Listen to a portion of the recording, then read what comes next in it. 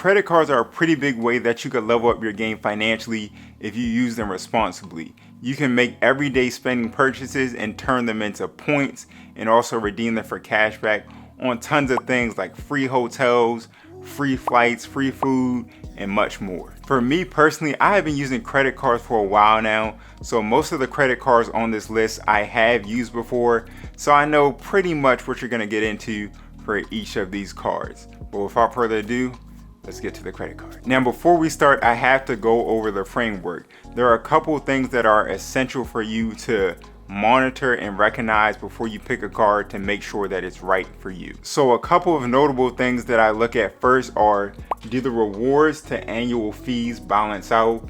A $300 annual fee is less than or equal to the annual rewards. If it's not, the card's probably not good. The second is how it fits in your life. If a credit card gives you 5x points on dining, but you never go out to eat, that doesn't necessarily mean that the card is bad. It just means that the card probably isn't for you. Next thing is the sign up bonus. Most of the reasons why I always get new cards is because a lot of credit cards, the most value that you'll get out of them comes with the sign up bonus.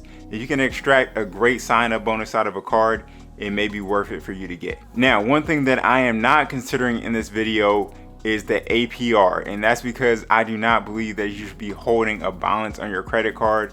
A lot of times if you hold a balance, the interest rate will automatically negate any benefits that you receive from the card. So try your best if you can, if you're going to use any of these credit cards, try not to hold a balance so you don't have to pay extra money just to use the card. Last but not least, we have insurance. Now, this isn't the first thing that I look at, but some cards do have better insurance than others that can make it a little bit more enticing for you to receive the card. Now, the first credit card that I'm going to go over is the Venture X, and to me, this is one of my favorite credit cards out right now. Now, this credit card is geared towards people mostly who travel, just because the benefits are usually related to some type of traveling item. But the Venture X currently has a $395 annual fee, but it currently has the annual travel credit of $300, also a 10,000 mile bonus, which equates to $100, and it also has an $120 TSA pre-check credit, which lasts 5 years. So you had to divide the 120 by 5 to get the actual value per year. You add all those up, the net balance on this card, if you don't do anything else but use the benefits, is plus $29 without using any of the earned miles or daily expenditure or hitting the sign up bonus or any of that. Now, on top of that, if you travel a lot, you can earn a whole bunch of more points with the point multipliers that they have. If you book through the Capital One portal, you can get hotels and also rental cars for a 10x value. For flights booked through Capital One, you could get a 5x value, and then for every other everyday purchase, you get 2x. Now, on top of all that, you can receive a 75,000 point sign up bonus, which equates to about $750 if you hit the spend limit within, I believe it's 6 months. Now, with all of that included, when you first get the card, if you hit all these bonuses and you make sure that you use all your credits, you can earn a lot of money by just having this credit card. The next credit card we're going over is the Amex Gold, and I also had this credit card, and I'm not gonna lie, just because it looks so good, it kind of made me want to actually keep it. But they did change a lot about this card, so we're gonna go over that. Now, the Amex Gold, it currently has a $325 annual fee, which I believe is about a $100 increase from where it was last year. But they also added a ton of new rewards, so let's take a look. We're gonna go over this real quick, but the Amex has a ton of benefits. They have a $120 dining credit.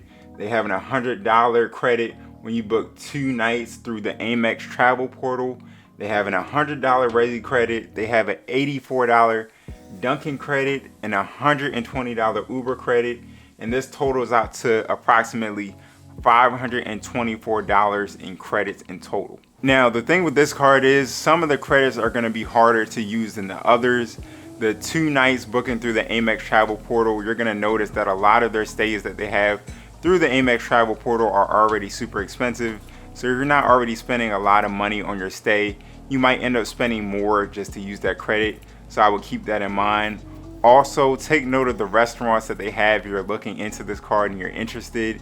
if these are restaurants that you usually go to, you might be able to find a lot of benefit from having this card. But I think one of the biggest benefits from this card comes from the point multiplier. You get 4x on restaurants, 4x on groceries, and 3x on flights. Flights, not everybody books flights, but almost everybody has to get groceries, and getting 4x on your groceries could add up points really fast where you could get some free travel perks or anything else free that you like just by increasing your points by buying everyday groceries that you already get. Now, going through the sign up bonus, currently they have a sign up bonus that is offering 90,000 points when you hit the spend limit. This is not going to be forever. I don't know what time you're going to watch this video, but the regular point evaluation is usually 60,000 when you hit the sign up bonus, but they're doing a promotion now.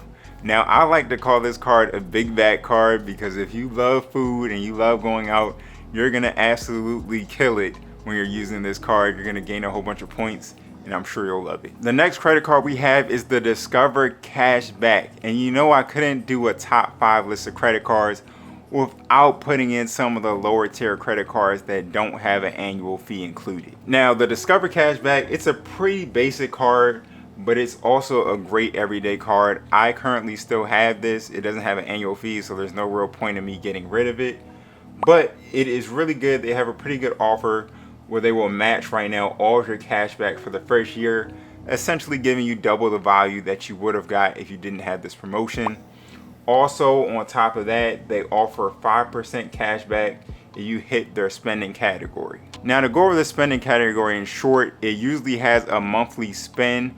So the monthly spend will be on something like, for instance, restaurants. If you go to restaurants, you'll get 5x cash back up to a certain dollar amount.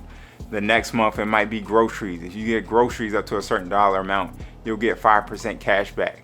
This card is really simple, but if you use it and you pay attention to the spending limits, because most of them are pretty typical, like gas, things that you usually get on your everyday, you can easily get a lot of points on this card. And if you don't pay an annual fee, you almost can't do any wrong. The next card we have is the Chase Sapphire Preferred, and this is actually the only card on this list that I don't actually have right now, but the deal that they have right now is pretty enticing, and I might have to go and pick it up.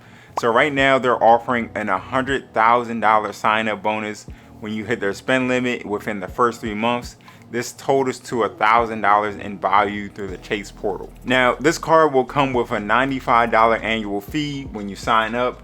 Also, you will receive a $50 annual hotel credit when booking through the Chase portal, 3x on dining, 2x on travel, 5x on hotels and cars booked through the portal.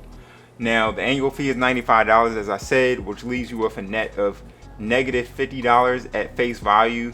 But when you hit the sign up bonus and you constantly use this card, you can easily offset the cost of what the base card offers. Now, the fifth card we have on here is another Chase card, the Chase Freedom Unlimited.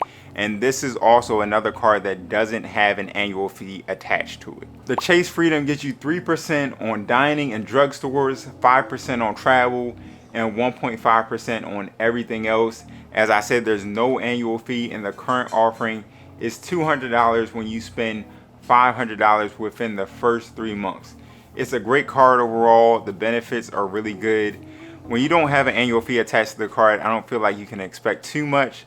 But if the point reward system and point multiplier is there, I think it's a great card for you to have, especially for a beginner. But let me know down in the comments, do you feel like any of these cards are catching your eye? I would love to hear. Also, if you have one of these cards and have an opinion, be sure to drop them down below. I would love to hear what you say. But chances are, if you like anything finance related, I'm sure you're gonna love my video on the average net worth by age.